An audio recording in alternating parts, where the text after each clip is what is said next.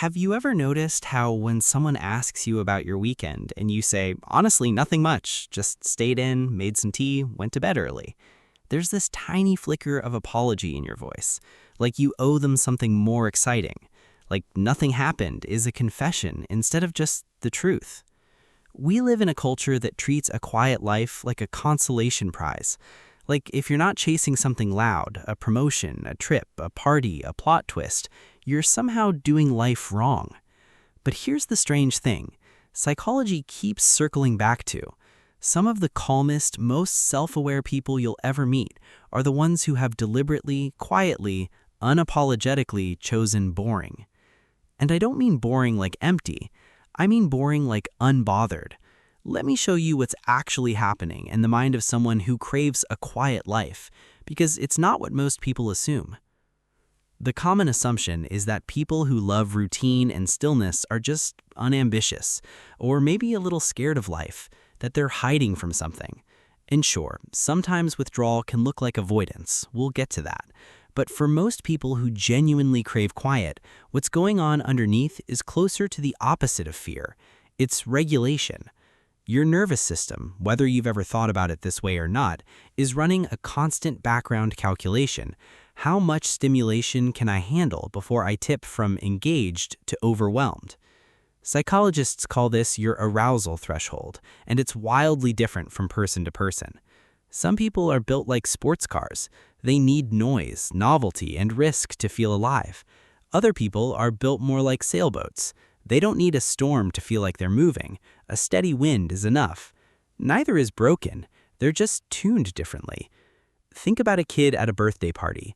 One child is in the middle of the chaos, thriving off the noise, the sugar, the games. Another kid has quietly slipped off to a corner with one toy, completely content. Not sad, not left out, just recharging in their own current. That second kid isn't failing at fun. They're just fun in a different key. And a lot of us grow up carrying a little residue of shame from being that kid, because somewhere along the way, someone told us stillness meant something was wrong with us. Here's where it gets interesting, though. Research on personality, particularly work coming out of trait psychology, has consistently shown that what looks like boring from the outside is often just a preference for depth over breadth.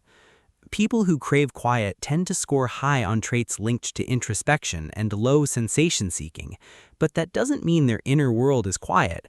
It's often the opposite. Susan Cain, when she wrote about introverts, described this beautifully. She talked about people who feel most alive, not in the roar of the crowd, but in the low hum of their own focused thoughts. A quiet Tuesday night with a book isn't empty time to that person. It's actually full, just full of something you can't see from across the room. There's also something deeply protective happening here, psychologically speaking. Life, especially now, is loud in a way it's never been before. Notifications, comparisons, algorithms whispering that everyone else is doing something more interesting than you. In that environment, choosing quiet isn't passive, it's an act of self-preservation. Think about it like this. If your phone battery drains faster in cold weather, you don't blame the phone, you just know it needs different conditions to function well. People who crave calm have often learned, sometimes the hard way, exactly what conditions keep their battery from draining. Maybe they tried the packed schedule, the constant social calendar, the hey say yes to everything era of their 20s, and it left them wrung out instead of fulfilled. Craving quiet, then, isn't giving up on living fully. It's often the result of having lived enough to know what actually costs you your peace. Now, I do want to be honest with you, because I think real understanding requires nuance, not just comfort. Sometimes a craving for quiet does mask something else: anxiety, burnout, or a fear of being seen. If stillness feels like relief, that's healthy.